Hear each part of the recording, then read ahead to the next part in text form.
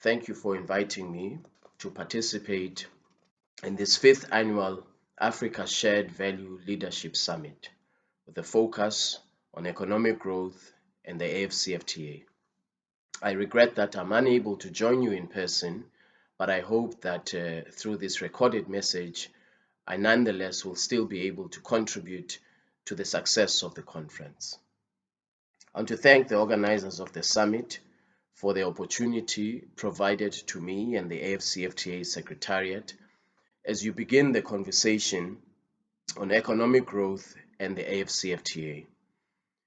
Both this discussion and future discussions on the AfCFTA, I am sure, will contribute to generation ideas on Africa's fast recovery post-COVID-19.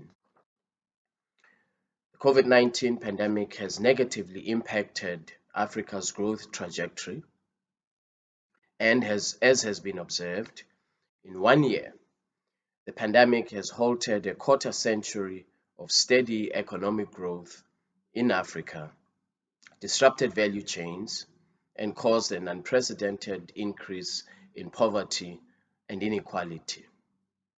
In other words, the pandemic has pushed back the meager gains that Africa had made over the last 20 years in terms of economic growth.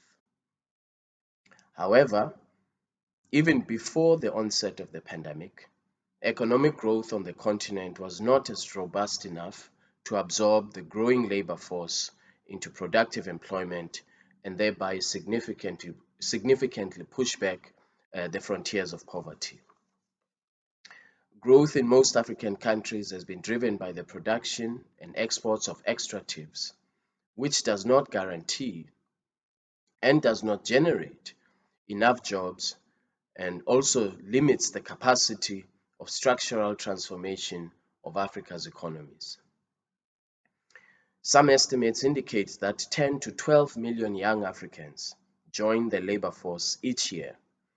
Meanwhile, the continent creates only 3.7 million jobs annually.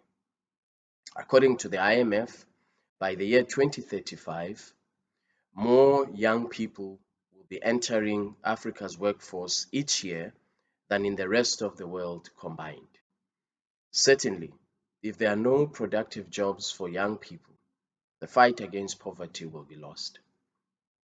Africa needs a sustained economic recovery and revival.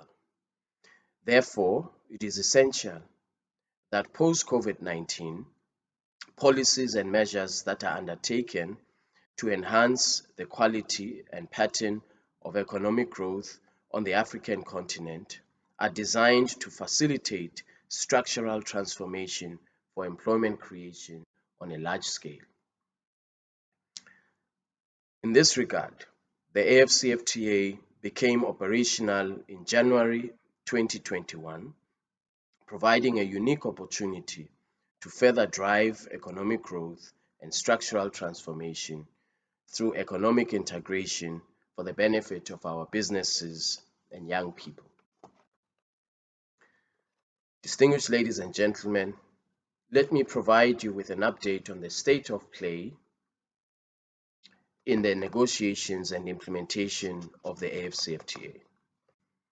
As I mentioned earlier, Africa's collective effort to create a free trade area that spans the entire continent was realized on the 1st of January 2021, when trading under the AfCFTA was launched, in line with the 13th decision of the Assembly of Heads of States and Government.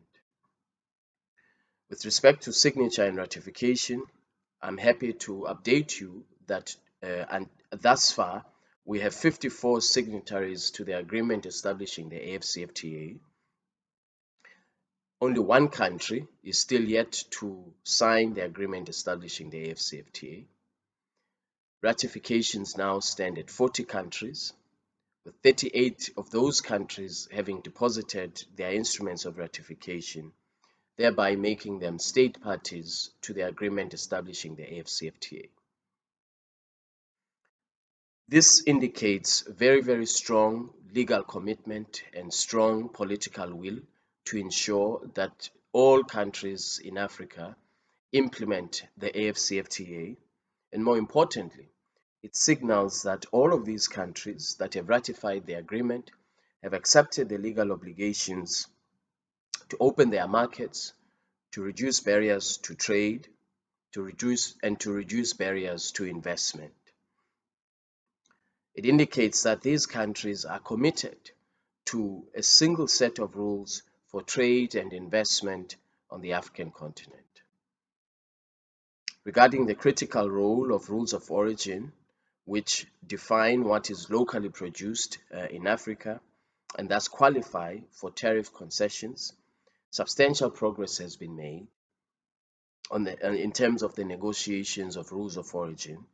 We have now reached agreement on 86.3 product lines, which will now have the same rule of origin, the same local content requirements throughout the African continent.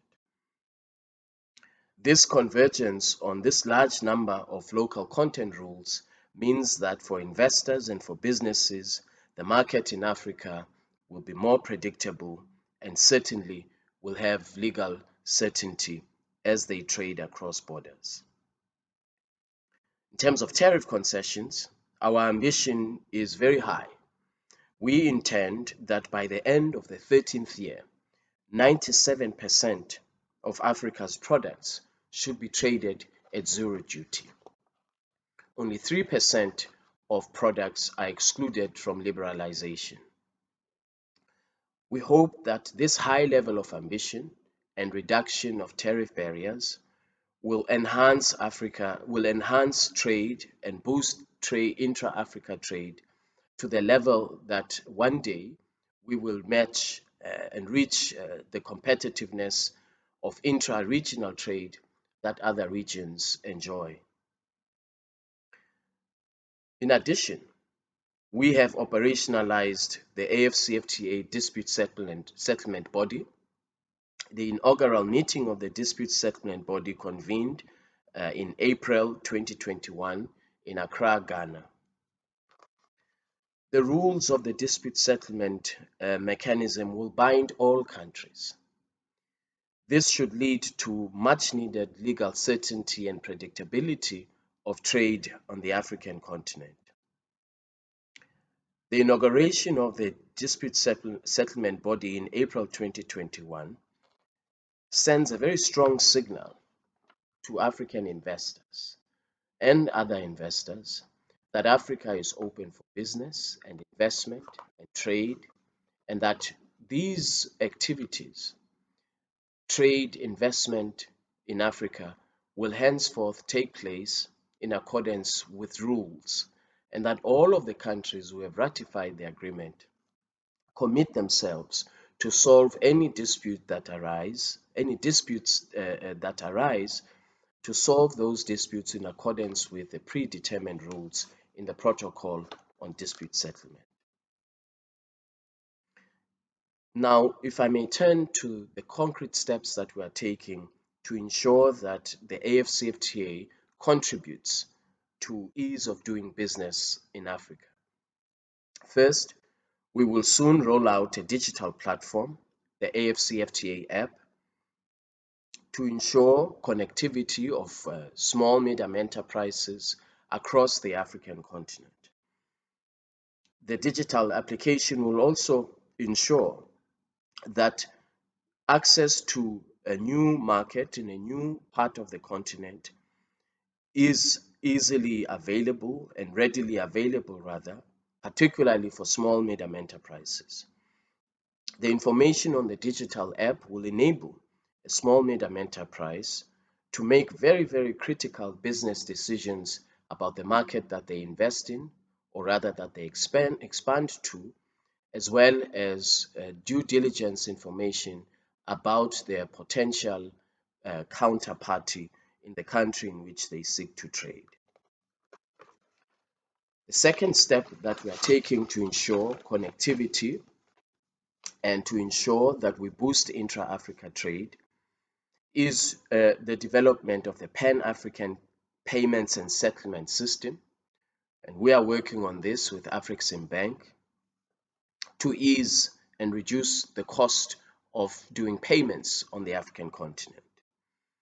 As you will well be aware, the continent of Africa has over 42 currencies, and these currencies are largely non-convertible. The cost of currency convertibility is estimated to be close to 5 billion United States dollars annually. In addition, the cost of inefficiency and the cost of non-competitiveness to Africa's businesses and trade is a significant constraint to boosting intra-Africa trade. That is why we believe that the Pan-African Payments and Settlement System will go a long way in addressing this challenge of currency convertibility in Africa. Once the Pan-African Payments and Settlement System is fully implemented, small medium enterprises will be the immediate beneficiaries, as they will now be in a position to transact immediately and to transfer funds across the African continent at minimal cost, funds which will be credited to the counterparty simultaneously. In other words, we are offering a digital payment system that is comparable to global payment systems that exist today. Let me conclude by saying the following. The AfCFTA, where implemented effectively, has the potential to be a game changer on our continent, providing new jobs, particularly for young people in the export market, and providing vast opportunities to trade in new markets across the African continent. As a continent, we have come a long way. Yes, challenges remain ahead, but we have achieved success in this trade agreement in less than 5 years. The AfCFTA processes are now at an even more critical stage, that is to say, implementation of the agreement. Now is the time to bring on board more actively the private sector, small medium enterprises, particularly small medium enterprises that are led by young people and women. We must work together to ensure that we make use of the tools that are available at our disposal as we robustly implement the AfCFTA. You will be aware that in other parts of the world, economies are being provided with significant economic recovery tools by their governments. It is estimated that these recovery tools cumulatively are now close to 17 trillion United States dollars. Many African countries are not in a position to provide these very, very significant large amounts of economic recovery tools. Many African countries do not have the monetary policy space as well as the fiscal policy space to provide these large bailouts to their economies. It is therefore important that Africa's recovery tool is boosting intra-Africa trade through the African Continental Free Trade Area. Where we aggressively implement the AfCFTA, we will boost intra-Africa trade and we will contribute to Africa's recovery. I wish you very successful deliberations and thank you once again for inviting me. Thank you.